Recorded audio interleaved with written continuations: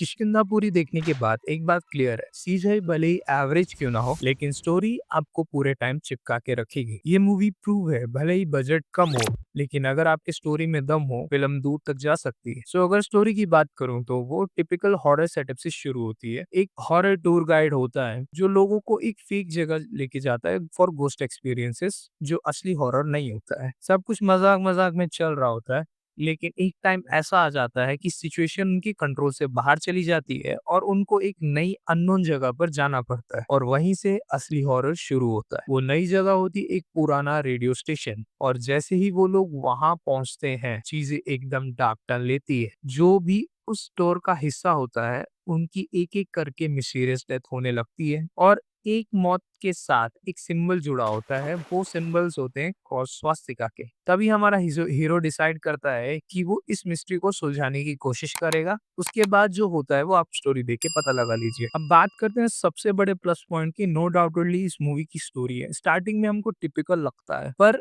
फिर एक ट्विस्ट आता है। आपको लगता है कि भाई हाँ, यही मूवी कंटिन्यू होगी ट्विस्ट के बाद, नहीं, फिर एक और ट्विस्ट डालते, फिर एक और ट्विस्ट, ऐसे बहुत सारे ट्विस्टेड है। ये वजह ही है कि भाई मूवी देखते टाइम आपको कहीं ध्यान और नहीं जाएगा। सस्पेंस और मिस्ट्री पे इन्होंने बहुत अच्छे से ध्यान दिया है। और सबसे इंटरेस्टिंग बात ये लगी कि जो हॉरर सीन्स आपको पहले से पता रहेंगे, यहाँ पे इस पॉइंट पे जंप स्केयर है, पर फिर भी वो सीन आप पे इम्पैक्ट डालेगा। साथ ही इस फिल्म में जो गोश्त के पीछे लॉजिकल रीजनिंग दिया है, वो मेरे को अच्छा लगा। अनलाइक अदर हॉरर मूवीज जहाँ पे भूत का रैंडम बैक स्टोरी रहता है, मतलब सेम बैक स्टोरी कि भाई उसके साथ कुछ गलत हुआ था पास्ट लाइफ में, वो अभी ऐसा है and she become a ghost. But इसमें एक जस्टिफिकेशन, अगर वो इंसान मर गया तो वो अभी भी इस दुनिया में इसकी आत्मा क्यों है, क्या रीजन हो सकते हैं, जो मुझे ये चीज काफी फ्रेश लगी। लेकिन हर चीज बेटर नहीं, बेस्ट नहीं बन सकती, कुछ प्रॉब्लम्स भी है। सबसे पहले जो इशू है वो टाइमलाइन का है। कभी लगता है स्टोरी स्टोरी मॉडर्न डे पे सेट है क्योंकि हीरो के पास गूगल पिक्सल 7 प्रो है, यूज कर रहा है, लेकिन साथ ही में पुराने स्टीम इंजन,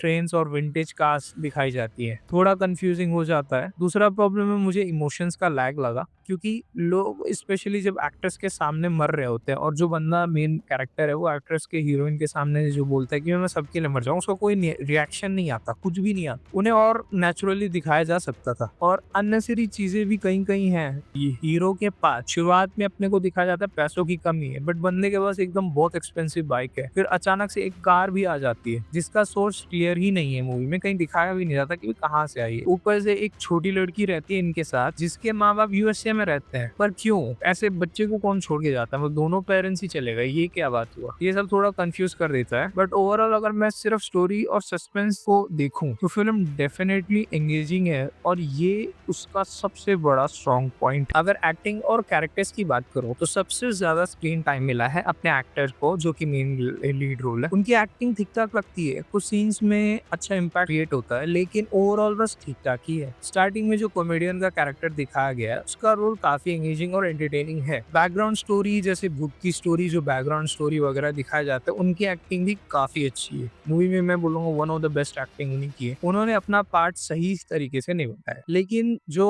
अजीब लगता है वो एक्ट्रेस और जो हीरो का दोस्त रहता है, वो थोड़ा अजीब लगता है, क्योंकि इन दोनों का शुरुआत में जो काम होता है वो एंगेजिंग लगता है, पर जैसे जैसे फिल्म आगे बढ़ती है उनका इम्पैक्ट कम हो जाता है। स्पेशली जो एक्ट्रेस का रोल है थोड़ा छोटा है, और स्क्रीन प्रेजेंस भी बहुत कम है, और जो डायलॉग्स है वो तो ना के बराबर हो जाते हैं मूवी के एंडिंग आते हैं। अब बात करते हैं सीजीआई की। बजट के हिसाब से ठीक ठाक है, हाँ, काफी सीन्स में लो लगता है और आप नोटिस भी कर लोगे, लेकिन काफी जगह सीजीआई बजट से ज्यादा इंप्रेसिव लगता है। ओवरऑल बैलेंस में काम चल जाता है, और स्टोरी इतनी एंगेजिंग है कि फ्लॉज इग्नोर हो ही जाते हैं। ओवरऑल मूवी मुझे बहुत पसंद आई। अगर आपको स्टोरी, सस्पेंस और मिस्ट्री पसंद है तो डेफिनेटली इसे देखने जा सकते हो, लेकिन अगर आपको हाई लेवल सीजीआई, धमाकेदार एक्शन और टॉप क्लास एक्टिंग चाहिए तो ये शायद आपके लिए नहीं है। कंसिडरिंग इसका बजट, मैं इस मूवी को रेट करूंगा 10 में से 8। सो आज के लिए सिर्फ इतना ही गाइस। अगर आपको ये रिव्यू पसंद आया तो लाइक कीजिए। अगर फ्यूचर अपडेट्स और